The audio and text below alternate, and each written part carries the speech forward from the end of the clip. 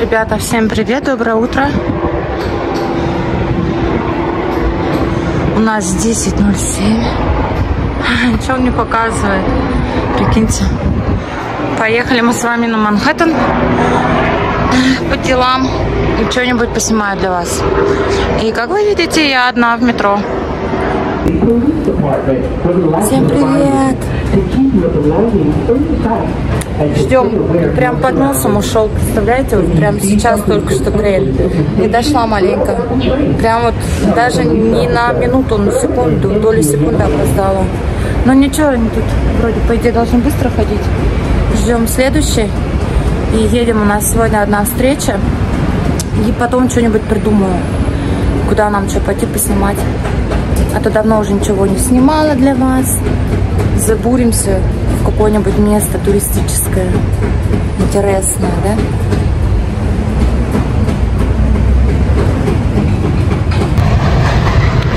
Ну вот, пришел наш трейн.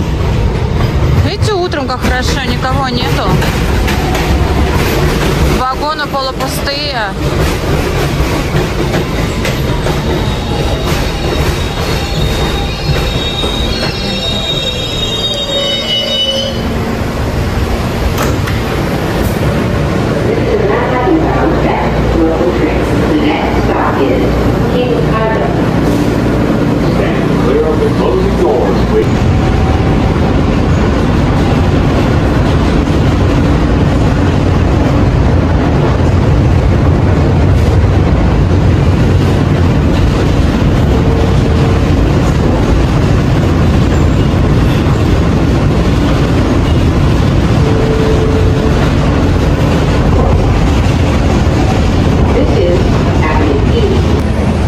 Ну все, ребят, мы доехали, вышли из метро. Было маленькое приключение.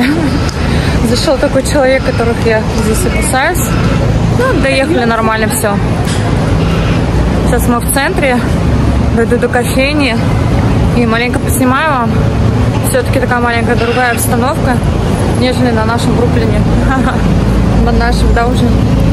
Вот тут так высотные, красивые здания. Люди такие другие, все такие модные. Ну, не все, но сейчас очень поснимаю. Надеюсь, вам интересно будет посмотреть. Ну, по крайней мере, я вот когда смотрела блогеров, мне очень сильно нравилось наблюдать. Вот я за парочку смотрела в Америке. Мне было прикольно, когда они, знаешь, шли по улице и показывали. Вот мне по сторонам нравилось смотреть. Ну, все, переключаю камеру.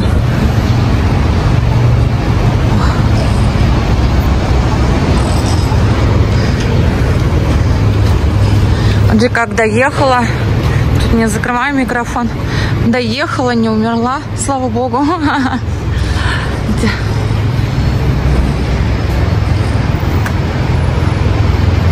Все готовятся активно к Хэллоуину. Так, а что тут у нас за магазин такой интересный? The Home Depot. Понятно. Надо бы это найти, постараюсь найти после встречи. Пообедаем, кофе попьем с человеком, с которым встречаюсь, и постараюсь посмотреть по карте магазин, где к Хэллоуину можно приобрести вещи какие-нибудь интересные. Ну, видите, да, то есть в центре уже вообще такая обстановочка другая маленькая.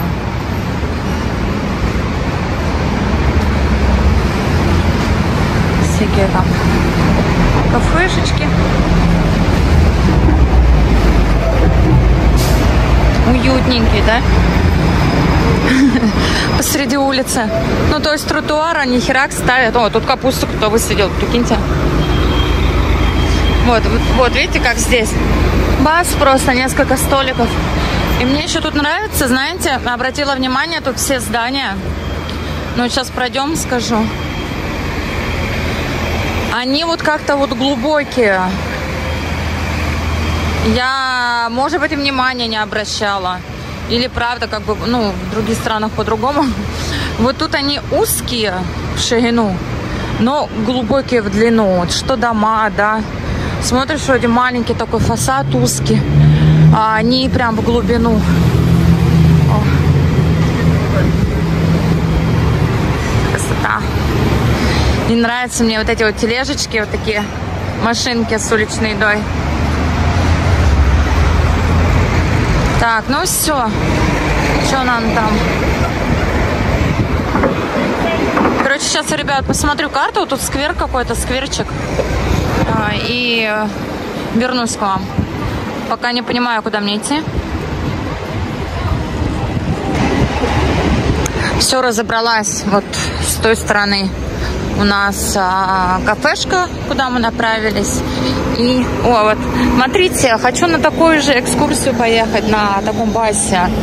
Что, едем или нет? Пишите в комментариях. Интересно? Я думаю, да, наверное. Больше да, чем нет. Вот, до встречи у меня. О, смотрите, вот тут дома какие красивые. Я бы хотела жить где-то в центре, но представляете, сколько тут будет аренда стоить? Смотрите, какая красота. Тут скверики. Видите, зона. Сел, кофе попил. Вот, а еще раз, смотрите, едет автобус. Люди такие разные, все так по-разному одеваются. Вот, видите, вверху с туристами. Вот я думаю, поехать на такую, нет. Ну, она, короче, получается, поездка $70, ребят, стоит. Карта привязана в описании профиля. Если кто хочет поучаствовать, поспонсировать, оказаться спонсором видео, то you're welcome. Карточка прикреплена. Сейчас подождем, по скверу погуляем. Смотрите, тут Уильям Шауэрт. Кто знает, кто это? Я не знаю. А мы, по-моему, уже здесь были. Я здесь, во всяком случае, точно была. Знакомая местность. Вот. Найдем лавочку, где можно присесть.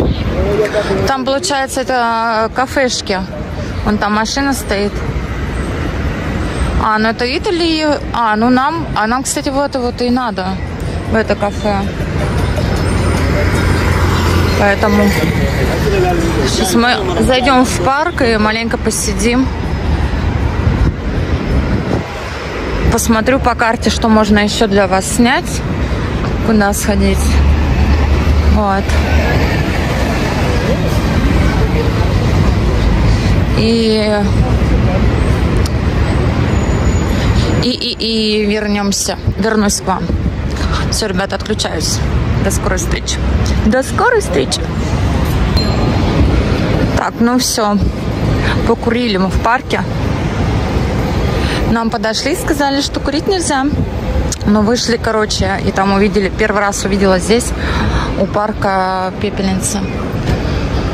Так, сейчас дойдем до кафе. Распогодилось. 12 часов дня я из дома выходила. Была прям такая осень.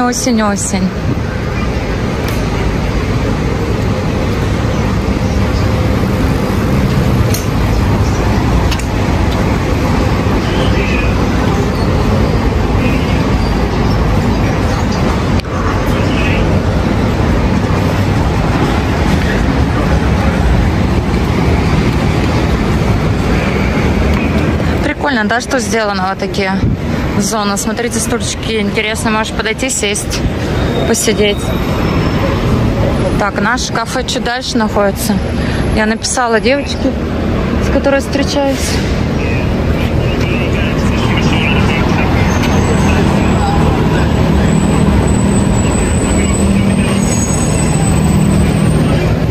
Появилась у меня мысль проехаться до Стетланд-Айленда. Но сейчас посмотрим, как долго затянется моя встреча.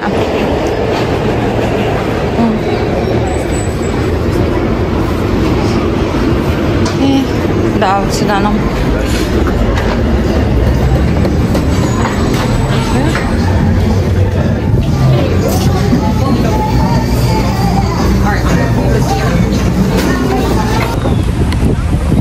Ребята, прошла моя встреча. Прошла она продуктивно. Прям неожиданно продуктивно. Вот, я довольна. И что мы сейчас сделаем? Мы просто тут погуляем. Без особого плана. Сейчас попробую дойти до парома ферри, который идет в Стейтленд-Айленд. Но я не знаю, успеем мы сегодня или не успеем. Нью-Йорк — это такое дело, как и любой другой мегаполис, да. Тут, ну, время такая вещь, пролетает очень быстро. Но я попробую. Идем пешком, сейчас переверну камеру и расскажу вам обещанную историю. То я сделала, скажи мне, сторис, да, по поводу моего перелета до Нью-Йорка и в Дохе, в пересадке в Дохе, в Катаре. У меня была такая история в самолете. Первый раз с таким столкнулась, честно говоря, и была маленько в ахуе. Что такое, знаете, бывает, ну, типа вот как в маршрутке. Короче, сейчас переворачиваю камеру, с меня история. А с вас лайк и подписка на канал. Смотрите, там, видимо, вертолетная площадка на крыше. Что-то. Кто-то прилетел или улетает.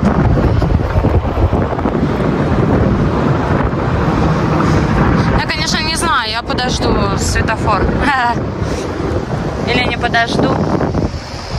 Короче, это часть Нью-Йорка. Это часть Нью-Йорка, это Манхэттена, он тоже большой. В общем, тут себя по-другому маленько ощущаешь. Ну так вот, вернемся к моей истории. И представляете, вот, значит, прилетела я с Бангкока. Долетела я до Дохи. Подождали там какое-то время. И у нас идет посадка на самолет, уже Доха, Нью-Йорк. И получается такая история. Захожу я в самолет, а у меня регистрация, то есть места я заранее не делала, то есть по прилету, да. Нет, получается, мне заранее зарегистрировали в Бангкоке.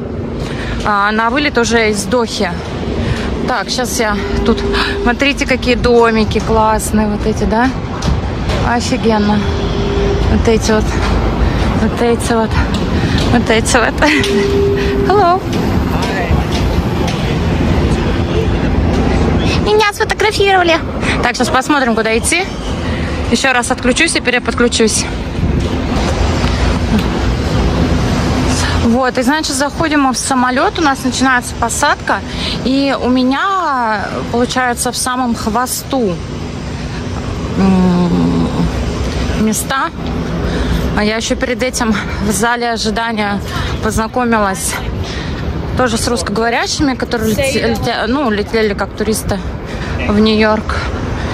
И, значит, мы заходим, у нас посадочные рядом, но не только в одном, к концу самолета. То есть самолет широкий. Не длинный, но широкий. И, значит, подхожу я, и тут, представляете, просто задние места. Ну, не совсем прям не у туалетов, а перед. Ну, короче, вы поняли. В общем, занято людьми. Видимо, ну, как катарские, да, авиалинии местные садились. И просто, блядь, реально все заняты. То есть там какая-то огромная семья арабская. Значит, зашла в самолет и села, как хотела. Такая, блядь. Я подхожу, у меня место, я прям просила у окна. Я такая, come on, guys, it's my... Это, видимо, не на английском, там дочка, наверное, сидела. Потому что две пожилые женщины и молодая у окна. Такие, хитровыебанные. Просто сели от себя деловые, как будто бы это маршрутка, знаешь. Я такая говорю, это мое место. Та позвала папа такой, я давай, значит, чтобы у меня не было ни желания, ни времени. Просто я начала звать стюардессу. Но это не моя проблема, я хочу подойти. Я уставшая, да, у меня стыковочный рейс. И сесть в свое кресло. Без всяких там каких-либо инцидентов или выяснения с кем-то чего-то. В общем, эта девочка пересела, естественно. Он такой, it's no problem. Типа, не надо звать стюардессу. Сейчас, типа, она пересядет. Ну и все, у меня ко всей семейке уже такое негативное отношение, такие охуевшие просто. Захотели такие. Да более того, они пересели сзади меня в кресло. А там тоже русскоговорящая семья летела. У них, 3 места было как раз вот для членов семьи. То есть, у них тоже заранее. А те и туда, блядь, то есть на те места тоже зашвартовались. Те их тоже оттуда вытурнули. То есть вообще такую наглость я первый раз встречаю. Просто куда захотели, туда и сели. И вот мы, получается, я с этими двумя... Я так и не уверена. Мне кажется, они не должны были там сидеть. То есть, потому что у них вообще она как-то светанула этими своими посадочными местами. Короче, у них вообще посередке были, по буквам. Но я уже не стала раскачивать всю эту тему. Я покомфортнее села. Заняла 2 подлокотника, чтобы мне было удобнее лететь. Потому что, по идее, я вообще могла позвать стюардессу, и чтобы их турнули с этих мест. То есть, мне запомнился один такой момент из фильма. Смотрела какой-то фильм, и там тоже было при посадке, типа в самолет, кто-то с кем-то просил поменяться местами. А тут такой типа нет, когда самолет будет падать, разобьется, людей идентифицируют по их посадочным местам. Поэтому, я говорю, вот столкнулась с такой историей, прикиньте, просто куда захотели, туда и сели. Еще такие, блядь, лица недовольные, летела она всю дорогу. Но мне похуй, я в этом плане, знаете, за свой комфорт. Я, конечно, уважительно отношусь к чужому пространству и, к людям, но когда изначально ко мне начинают с такой наглостью, то у меня включается броневик тоже. И, то есть я не обязана, думать о комфорте этой женщины или этой семьи. То есть я обязана позаботиться о себе. Я тоже, извините, не молодая девушка, лететь 14,5 часов, и хочется лететь мне в комфортно. Я поэтому заранее попросила, чтобы мне забронировали места, у окна при полете, вот этом долгосрочном. То есть с Бангкока до Дохи я летела что-то 5-6 часов, 6 часов, наверное. И вот уже с Дохи до Нью-Йорка полет составлял 14,5 часов. И, извините, это вообще не маленький такой временной промежуток, чтобы в ущерб себе нет. Я справедливый человек, но свое я тоже упускать не буду. Или делать что-то кому-то комфорт в ущерб себе. Я считаю, что было достаточно того, что я вообще, в принципе, не позвала стюардессу, чтобы их пересадили в поселение. Поняли, как было? Как посадочные места распределялись? То есть, получается, 3 с одной стороны окна, вот окно, промежуток и еще одно у прохода. В середине 3 ряда, которые нету окон. И следующий ряд тоже 3. 3, дорожка 3, дорожка 3. Вот такой. И они должны были сидеть в промежутке. Вот такая вот история. И она меня прям так возмутила. Я так локоточками подрастолкала, чтобы мне комфортнее было. Как вы считаете, правильно я поступила или нет? Вы бы буканули? Или нет?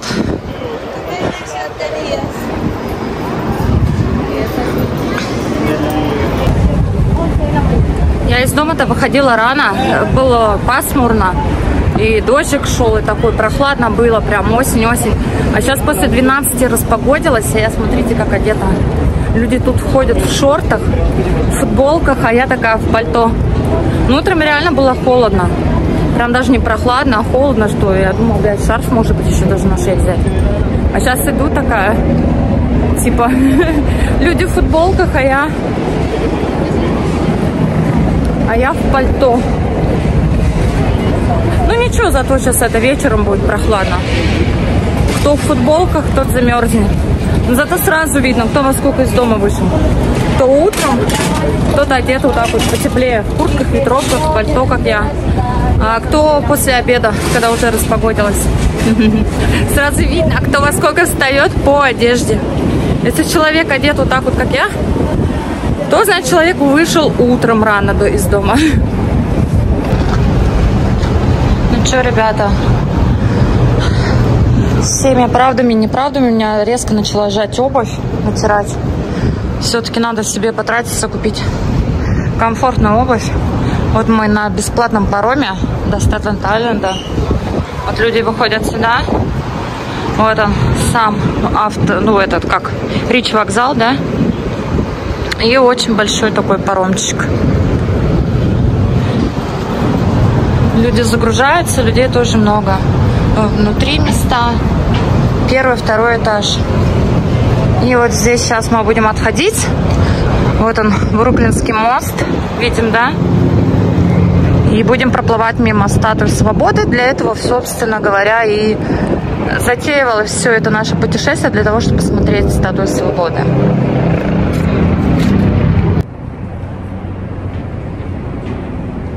Люди все заходят. Мы одни из самых первых. Ну, людей много было.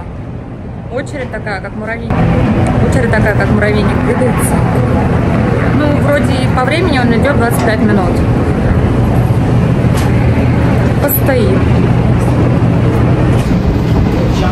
Ну все, паром отчаливает. Но он очень огромный, он бесплатный, правда. Оказалось правдой. Ну и мест очень много оказалось. Тоже оно внутри, снаружи тоже все свободно. Очень много мест. Ну как-то вот та сторона больше занята людьми. Но думаю, надеюсь, что на этой стороне будет статуя Свободы, которую мы так... Я, конечно, офигею, если...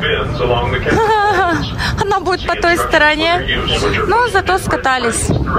Проверили информацию.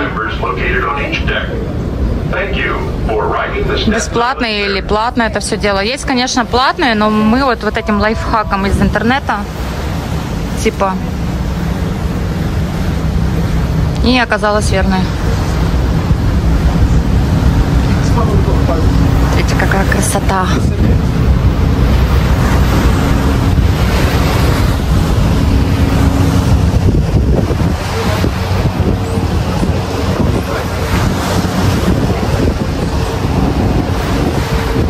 Да, вот она, на статуе Свободы. Она на моей стороне. Сейчас мы ее увидим. Я ее уже увидела.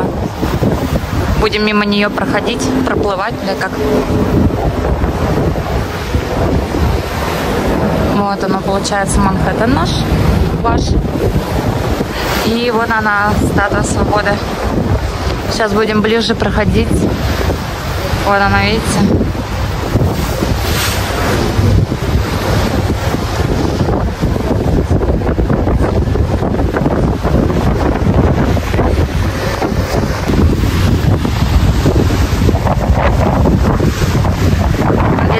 Ближе нет, он, наверное, будет обходить по ту сторону. Да, на ту стороне, наверное. Давай посмотрим.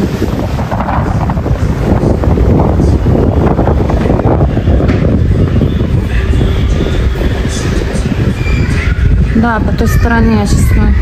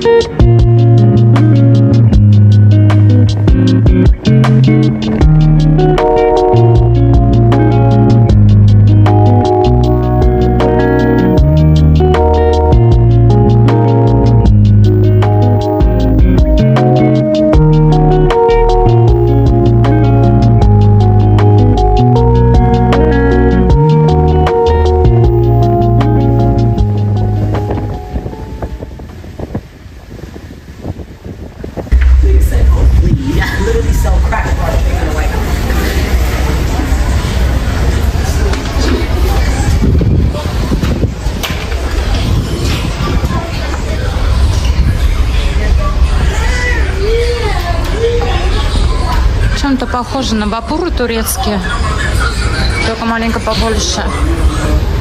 В Стамбуле, помните, бабурочки? Перешли на другую сторону. Здесь понятно почему. Людей меньше, потому что вид на статую свободы на той стороне. Но зато вот здесь у нас вид на мост. Смотрите, какой. На Манхэттен.